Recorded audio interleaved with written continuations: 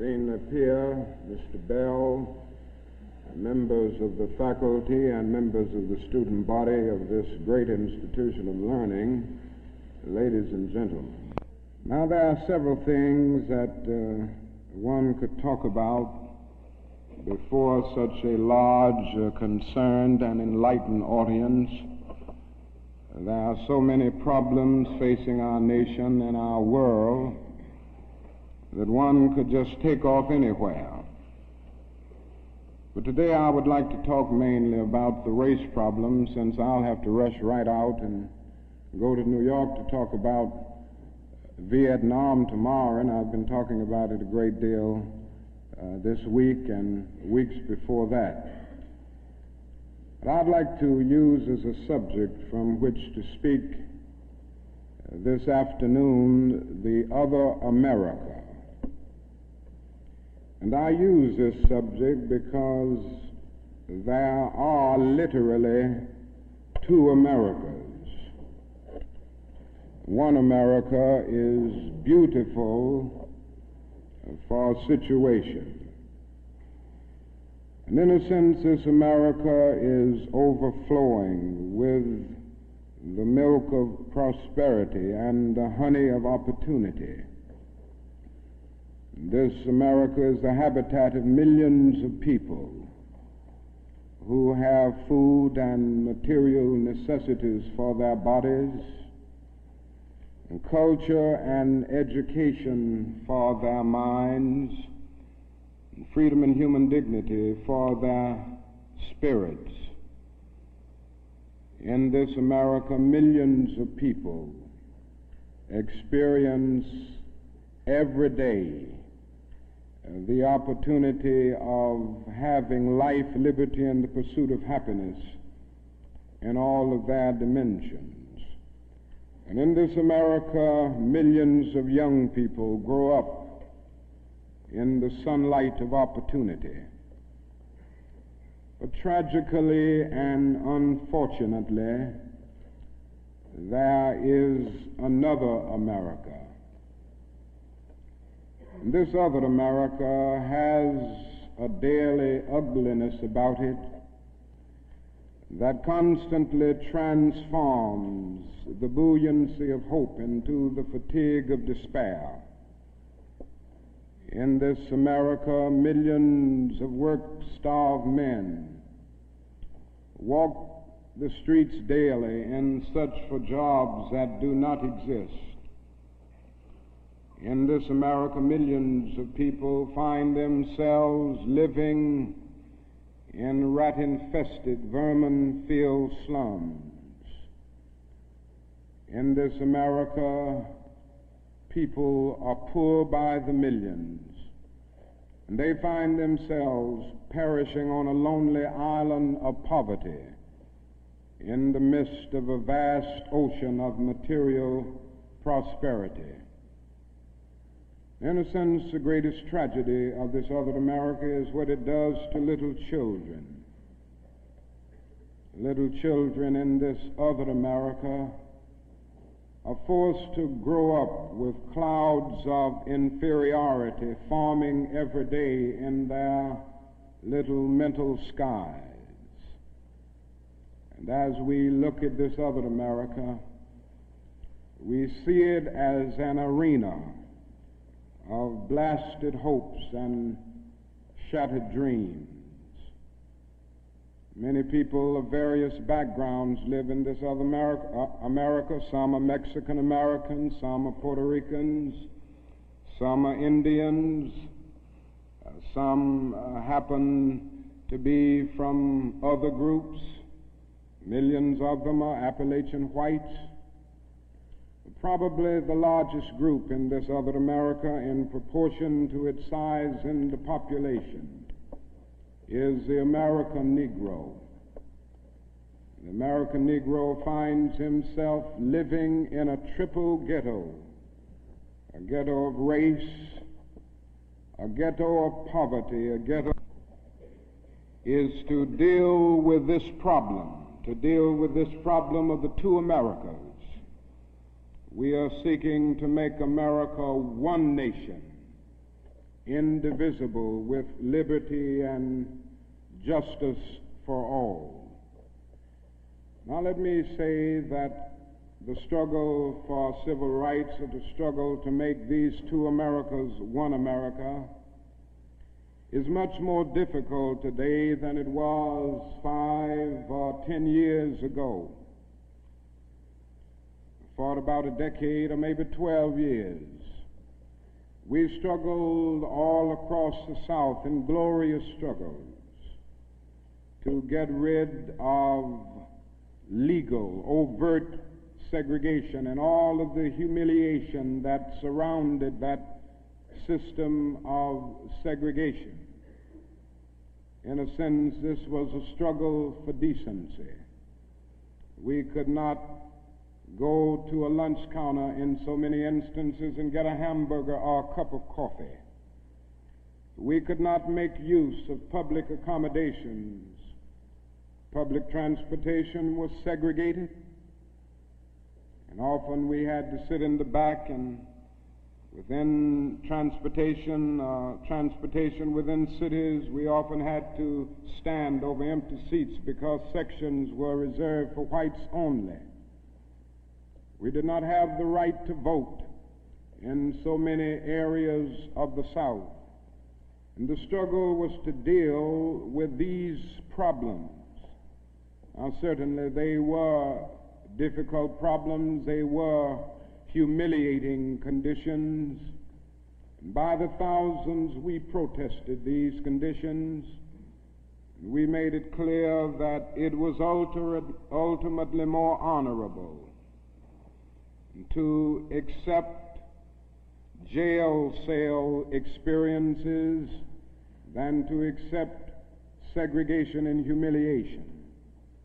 By the thousand, students and adults decided to sit in at segregated lunch counters to protest conditions there. And when they were sitting at those lunch counters, they were in reality standing up for the best in the American dream and seeking to take the whole nation back to those great wells of democracy which were dug deep by the founding fathers in the formulation of the Constitution and the Declaration of Independence. Many things were gained as a result of these years of struggle. In 1964, the Civil Rights Bill came into being after the Birmingham movement, which did a great deal to subpoena the conscience of a large segment of the nation to appear before the judgment seat of morality on the whole question of civil rights. After the Selma movement in 1965, we were able to get a voting rights bill. Now, all of these things represented strides, but we must see that the struggle today is much more difficult. It's more difficult today because we are struggling now for genuine equality.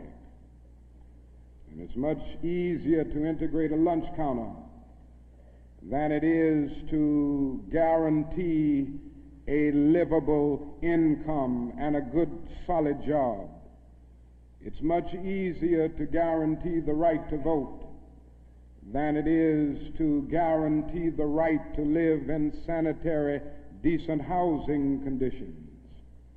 It is much easier to integrate a public park than it is to make genuine, quality, integrated education a reality.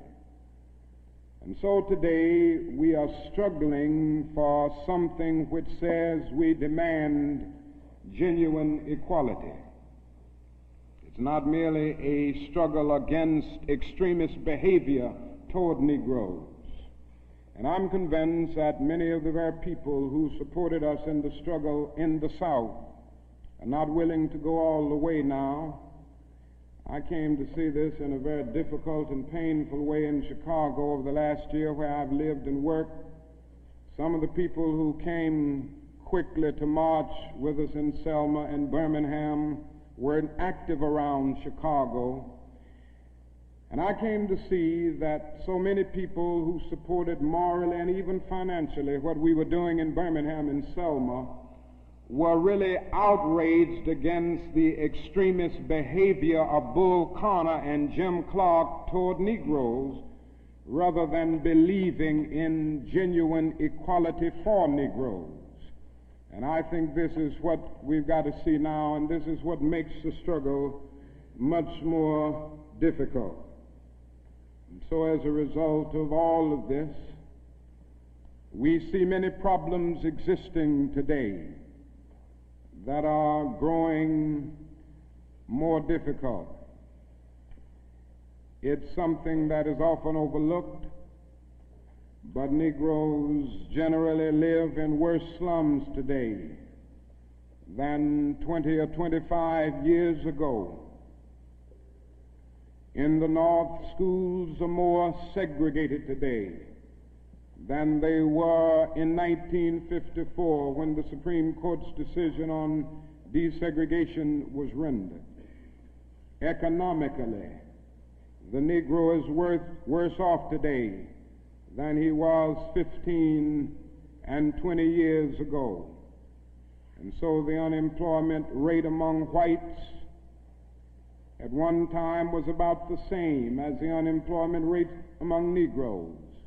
But today the unemployment rate among Negroes is twice that of whites. And the average income of the Negro is today 50% less than whites. And as we look at these problems, we see them growing and developing every day. And we see the fact that the Negro economically is facing a depression in his everyday life that is more staggering than the depression of the 30s. The unemployment rate of the nation as a whole is about 4%. Statistics would say from the Labor Department that among Negroes it's about 8.4%. But these are the persons who are in the labor market, who still go to employment agencies to seek jobs, and so they can be calculated. The statistics can be gotten because they are still somehow in the labor market. But there are hundreds of thousands of Negroes who have given up. They've lost hope. They've come to feel that life is a long and desolate corridor for them with no exit sign. And so they no longer go to look for a job. There are those who would estimate that these persons who are called the discouraged persons would be 6 or 7% in the Negro community. And that means that unemployment among Negroes may well be 16%. And among Negro youth in some of our large urban areas, it goes to 30 and 40%. And so you can see what I mean when I say that in the Negro community, that is a major, tragic, and staggering depression that we face in our everyday lives. Now, the other thing that we've got to come to see now that many of us didn't see too well during the last 10 years, and that is that racism is still alive in American society and much more widespread than we realize. And we must see racism for what it is. It is the myth of the superior and the inferior race. It is the false and tragic notion that one particular group, one particular race is responsible for all of the progress, all of the insights, and the total flow of history. And the theory that another group or another race is totally depraved, innately impure, and innately inferior. And in the final analysis, racism is evil because its ultimate logic is genocide. Hitler was a sick and tragic man who carried racism to its logical conclusion. And he ended up leading a nation to the point of killing about 6 million Jews. And this is the tragedy of racism, because its ultimate logic is genocide. If one says that I am not good enough to live next door to him, if one says that I am not good enough to eat at a lunch counter, or to have a good, decent job, or to go to school with him, merely because of my race, he is saying consciously or unconsciously that I do not deserve to exist. To use a philosophical analogy here, racism is not based on some empirical generalization. It is based rather on an ontological affirmation. It is not the assertion that certain people are behind culturally or otherwise because of environmental conditions. It is the affirmation that the very being of a people is inferior. And this is the great tragedy of it. I say that however unpleasant it is, we must honestly see and admit that racism is still deeply rooted all over America. It's still deeply rooted in the North, and it's still deeply rooted in the South. Now, this leads me to say something about another discussion that we hear a great deal, and that is the so-called white backlash. And I would like to honestly say to you that the white backlash is merely a new name for an old phenomenon. It's not something that just came into being because shouts of black power, or because Negroes engaged in riots in Watts, for instance. The fact is that the state of California voted a fair housing bill out of existence before anybody shouted black power, or before anybody rioted in Watts. It may well be that shouts of black power and riots in Watts and the Harlems and the other areas are the consequences of the white backlash rather than the cause of them. What it is necessary to see is that there has never been a single solid, monistic, determined commitment on the part of the vast majority of white Americans. The whole question of civil rights and on the whole question of racial equality. This is something that truth impels all men of goodwill to admit. It is said on the Statue of Liberty that America is the home of exiles. But it doesn't take us long to realize that America has been the home of its white exiles from Europe. But it has not evinced the same kind of maternal care and concern for its black exiles from Africa. And it is no wonder that in one of his sorrow songs, a Negro could sing out, "Sometimes I feel like a motherless child." What great estrangement, what great sense of rejection caused the people to emerge with such a metaphor as they looked over their lives. What I'm trying to get across is that our nation has constantly taken a positive step forward on the question of racial justice and racial equality.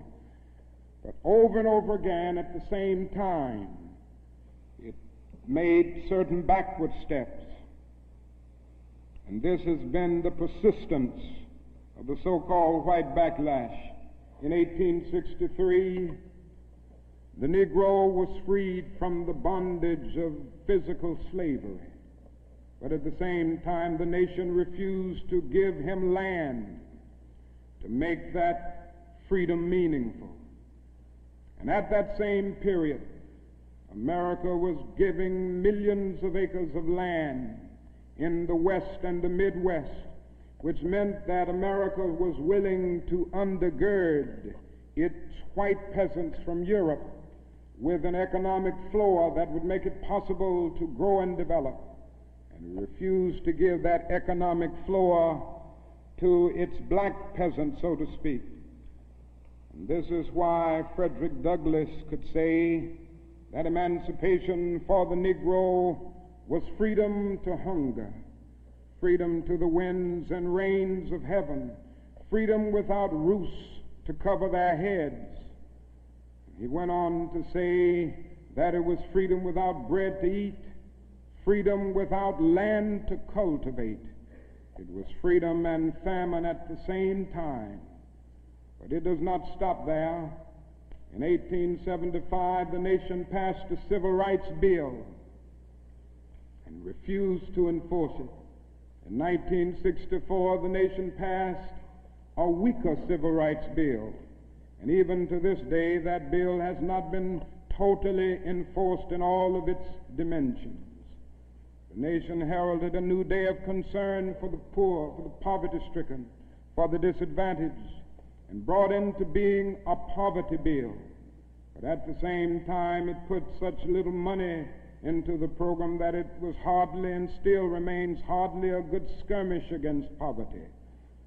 White politicians in suburbs talk eloquently against open housing, and in the same breath contend that they are not racist.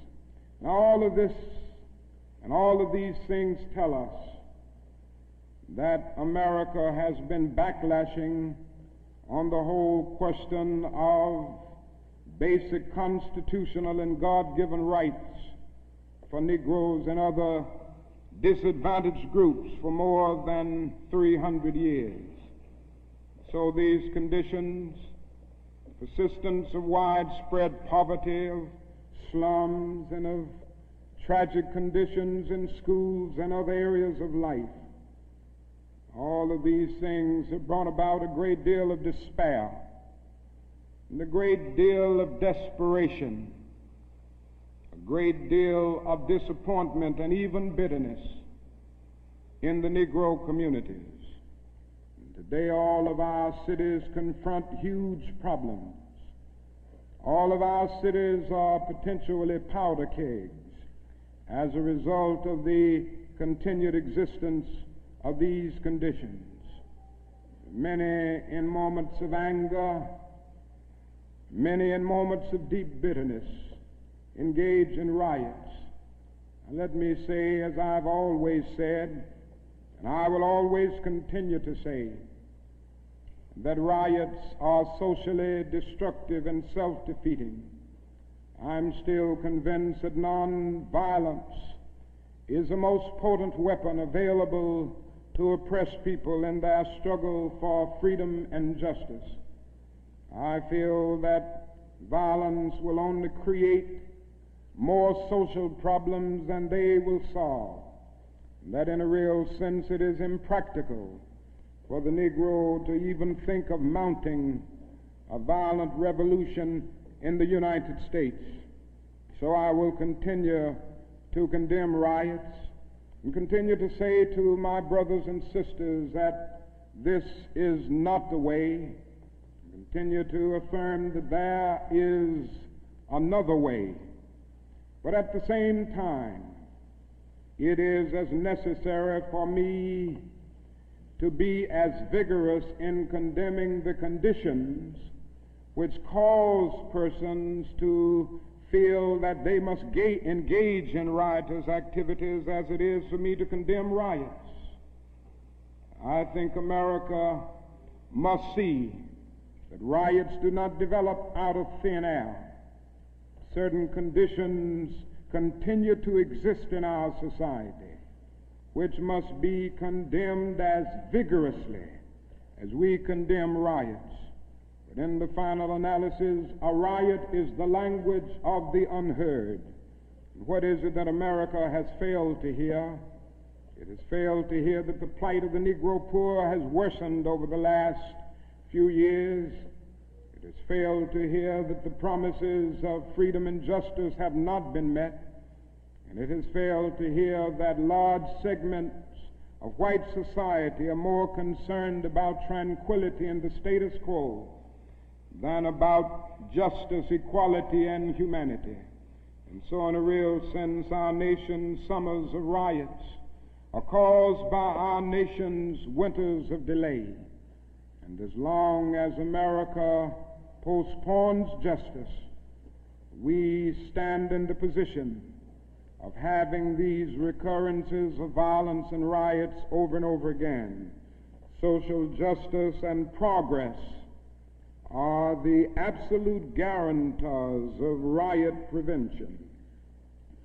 Now let me go on to say that if we are to deal with all of the problems that I've talked about, and if we are to bring America to the point that we have one nation, indivisible, with liberty and justice for all, there are certain things that we must do. The job ahead must be massive and positive. We must develop massive action programs all over the United States of America in order to deal with the problems that I have mentioned. Now, in order to develop these massive action programs, we've got to get rid of one or two false notions that continue to exist in our society. One is the notion that only time can solve the problem of racial injustice. I'm sure you've heard this idea. It is the notion almost that is something in the very flow of time that will miraculously cure all evils. And I've heard this over and over again. There are those, and they're often sincere people, who say to Negroes and their allies in the white community that we should slow up and just be nice and patient and continue to pray, and in 100 or 200 years the problem will work itself out, because only time can solve the problem. I think that is an answer to that myth, and it is that time is neutral. It can be used either constructively or destructively. And I'm absolutely convinced that the forces of ill will in our nation, the extreme rightists in our nation, have often used time much more effectively than the forces of goodwill. And it may well be that we will have to repent in this generation, not merely for the vitriolic words of the bad people and the violent actions of the bad people, but for the appalling silence and indifference of the good people who sit around and say, wait on time.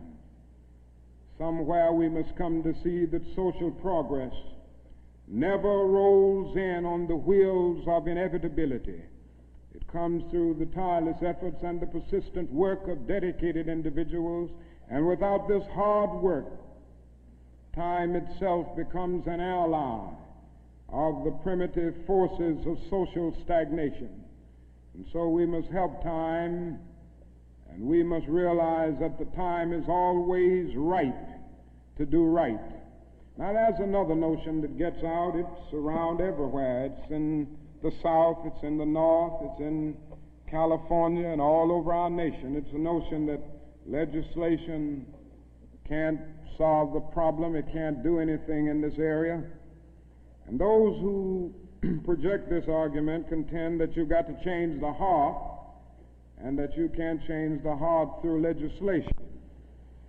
Now, I would be the first one to say that there is real need for a lot of heart changing in our country, and I believe in changing the heart. I preach about it. I believe in the need for conversion in many instances, and regeneration, to use theological terms.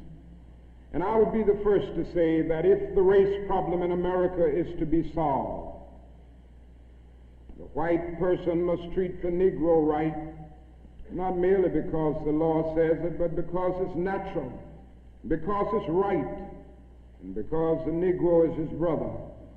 And so I realize that if we are to have a truly integrated society, men and women will have to rise to the majestic heights of being obedient to the unenforceable. But after saying this, let me say another thing which gives the other side, and that is that although it may be true that morality cannot be legislated, behavior can be regulated. Even though it may be true that the law cannot change the heart, it can restrain the heartless. Even though it may be true that the law cannot make a man love me, it can restrain him from lynching me, and I think that's pretty important also. And so while the law may not change the hearts of men, it can and it does change the habits of men. And when you begin to change the habits of men, pretty soon the attitudes will be changed, pretty soon the hearts will be changed. Now, I'm convinced that we still need strong civil rights legislation. And there's a bill before Congress right now to have a national federal open housing bill, a federal law declaring discrimination in housing unconstitutional, and also a bill to make the administration of justice real all over our country. Now, nobody can doubt the need for this. Nobody can doubt the need if he thinks about the fact that since 1963, some 58 Negroes and white civil rights workers have been brutally murdered in the state of Mississippi alone. And not a single person has been convicted for these dastardly crimes. There have been some indictments, but no one has been convicted. And so there is a need for the whole question of the administration of justice. There is a need for fair housing laws all over our country. And it is tragic indeed that Congress last year allowed this bill to die. And that bill died in Congress. A bit of democracy died, a bit of our commitment to justice died. And if it happens again in this session of Congress, a greater degree of our commitment to democratic principles will die.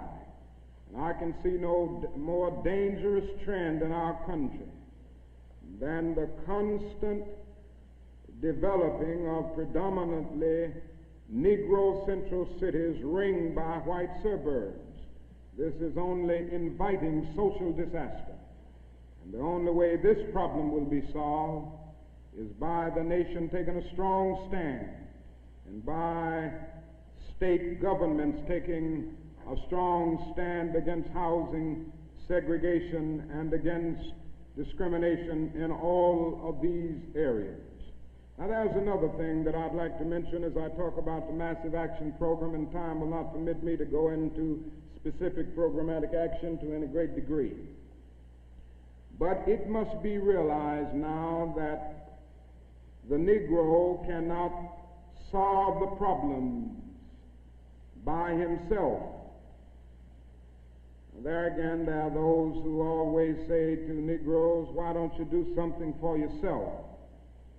Why don't you lift yourselves by your own bootstraps? And we hear this over and over again. Now, certainly, there are many things that we must do for ourselves and that only we can do for ourselves. Certainly, we must develop within a sense of dignity and self-respect that nobody else can give us, a sense of manhood, a sense of personhood, a sense of not being ashamed of our heritage, not being ashamed of our color. It was wrong and tragic that the Negro ever allowed himself to be ashamed of the fact that he was black, or ashamed of the fact that his home, ancestral home, was Africa. And so there's a great deal that the Negro can do to develop self-respect.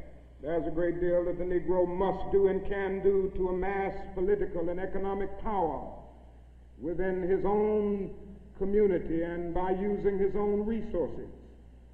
And so we must do certain things for ourselves, but this must not negate the fact and cause the nation to overlook the fact that the Negro cannot solve the problem himself.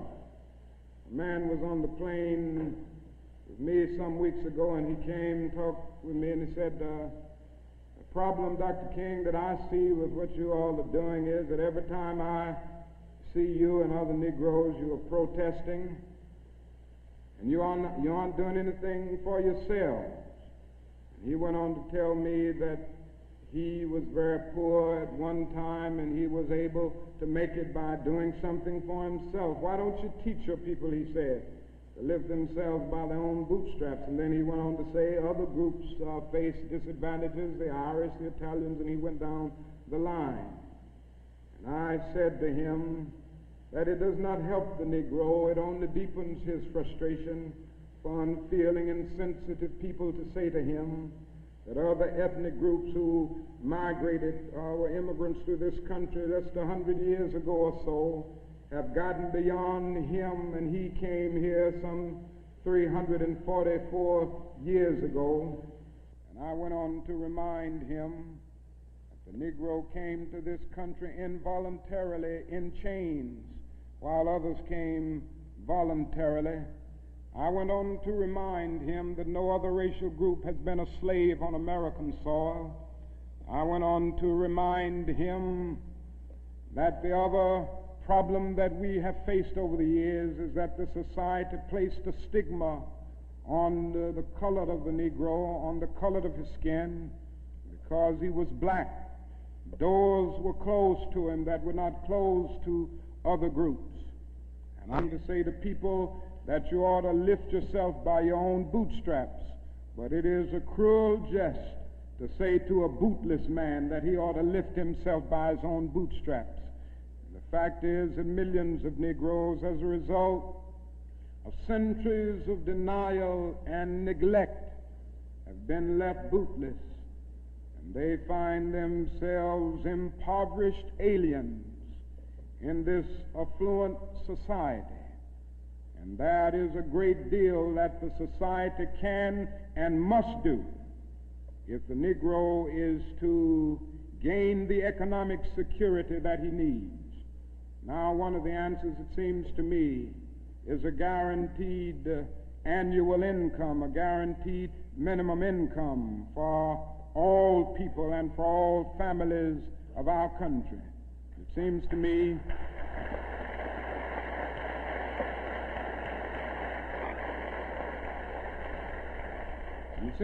that the civil rights movement must now begin to organize for the guaranteed annual income, begin to organize people all over our country and mobilize forces so that we can bring to the attention of our nation this need and this something which I believe will go a long, long way toward dealing with the Negro's economic problem and the economic problem with many other poor people confronting our nation.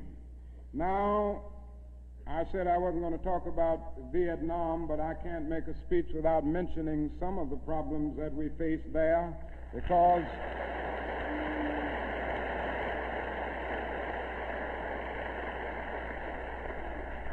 I think this war has diverted attention from civil rights.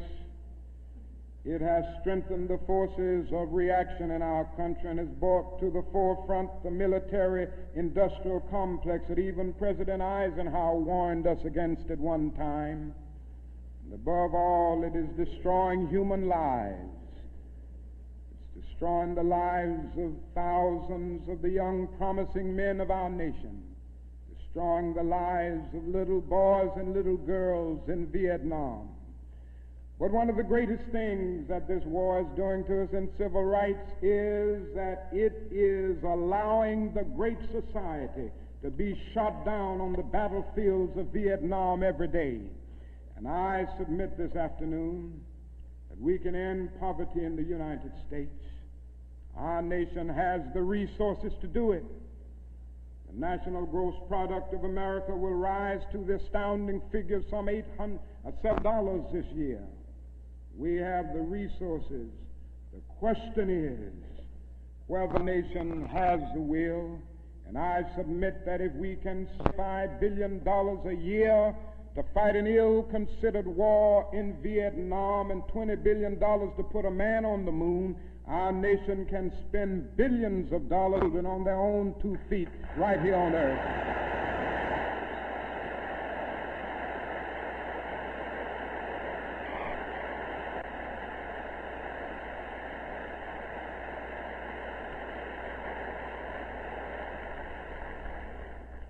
Let me say another thing that's more in the realm of the spirit, I guess. That is, if we are to go on in the days ahead and make true brotherhood a reality, it is necessary for us to realize more than ever before that the destinies of the Negro and the white man are tied together. Now, there are still a lot of people who don't realize this. The racists still don't realize this. But it is a fact now that Negroes and whites are tied together, and we need each other. The Negro needs the white man to save him from his fear. The white man needs the Negro to save him from his guilt. We are tied together in so many ways: our language, our music, our cultural patterns, our material prosperity, and even our food are an amalgam of black and white. And so there can be no separate black path to power and fulfillment that does not intersect white roots. And there can be no separate white path to power and fulfillment short of social disaster. It does not recognize the need of sharing that power with black aspirations for freedom and justice. We must come to see now that integration is not merely a romantic or aesthetic something where you merely add color to a still predominantly white power structure. Integration must be seen also in political terms, where there is shared power and where black men and white men share power together to build a new and a great nation. In a real sense, we're all caught in an inescapable network of mutuality, tied in a single garment of destiny. John Donne placed it years ago in graphic terms: no man is an island entire itself. Every man is a piece of the continent, a part of the main. And he goes on toward the end to say, any man's death diminishes me because I'm involved in mankind. Therefore never sin to know for whom the bell tolls. It tolls for thee. And so we all in the same situation. The salvation of the Negro will mean the salvation of the white man, and the destruction, the life, and of the ongoing progress of the Negro will be the destruction of the ongoing progress of the nation. Now let me say finally that we have difficult days ahead, but I haven't despaired. Somehow I maintain hope in spite of hope, and I've talked about the difficulties and how hard the problems will be as we tackle them. But I want to close by saying this afternoon that I still have faith in the future, and I still believe that these problems can be solved. And so I will not join anyone who will say that we still can't develop a coalition of conscience. I realize and understand the discontent and the agony and the disappointment and even the bitterness of those who feel that whites in America cannot be trusted. And I would be the first to say that there are all too many who are still guided by the racist ethos. But I am still convinced that there are still many white persons of goodwill, and I'm happy to say that I see them every day in the student generation, who cherish democratic principles and justice above principle, and who will stick with the cause of justice and the cause of civil rights and the cause of peace throughout the days ahead. And so I refuse to despair. I think we're going to achieve our freedom, because however much America strays away from the ideals of justice, the goal of America is freedom. Abused and scorned though we may be, our destiny is tied up in the destiny of America. Before the Pilgrim Fathers landed at Plymouth, we were here. Before Jefferson etched across the pages of history the majestic words of the Declaration of Independence, we were here. before the beautiful words of the Star-Spangled Banner were written, we were here. And for more than 2 centuries, our forebears labored here without wages. They made cotton king. They built the homes of their masters in the midst of the most humiliating and oppressive conditions. And yet out of a bottomless vitality, they continued to grow and develop. And I say that if the inexpressible cruelties of slavery couldn't stop us, the opposition that we now face, including the so-called white backlash, will surely fail. We're going to win our freedom, because both the sacred head of our nation and the eternal will of the Almighty God are embodied in our echoing demands. And so I can still sing, we shall overcome. We shall overcome because the arc of the moral universe is long, but it bends toward justice. We shall overcome because Carlyle is right. No lie can live forever. We shall overcome because William Cullen Bryant is right. Truth crushed earth will rise again. We shall overcome because James Russell Lowell is right. Truth forever on the scaffold, wrong forever on the throne. Yet that scaffold sways the future. With faith, we will be able to hew out of the mounting of despair a stone of hope. With this faith, we will be able to transform the jangling discords of our nation into a beautiful symphony of brotherhood. With this faith, we will be able to speed up the day when all of God's children, black men and white men, Jews and Gentiles, Protestants and Catholics, will be able to join hands and live together as brothers and sisters all over this great nation. That will be a great day. That will be a great tomorrow. In the word, sure to speak symbolically, that will be the day when the morning stars will sing together and the sons of God will shout for joy. Thank you.